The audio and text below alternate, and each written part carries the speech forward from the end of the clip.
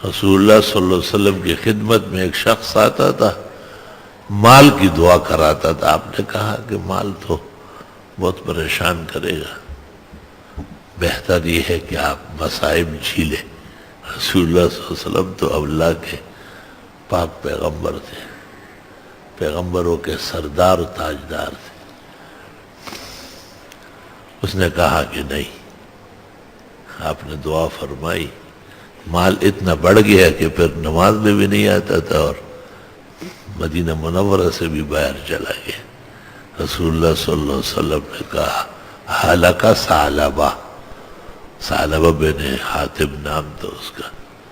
حاتب بن ابی بلتہ علیحدہ ہے، ناحق مفسرین سے اختلاط ہو رہا ہے، جس کا ذکر سورہ ممتحنہ میں ہے، وہ اور ہے.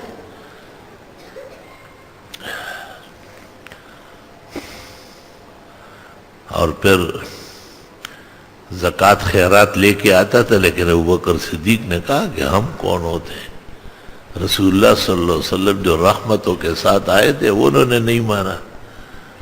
اور حضرت عمر نے تو دیکھا کہ یہ آئے ہیں تو جلات کو کہا ویدا کوڑا رہا کچھ سر اوور جیسے سنگت اندر آتا خلق رو پوئی گو یا ڈیرے سختی ہوگا تو پس سختی پوئے گی خپل شکل مخ کی آئینہ کے اوور.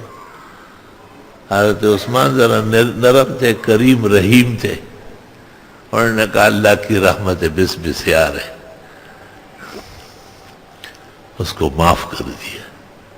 لیکن حضرت عثمان پر جو اعتراضات ہوئے ہیں متاعن عثمان جسے کہتے ہیں، ان میں ایک بات یہ بھی کہ ثعلبہ کو معاف کرنے کی ضرورت نہیں تھی.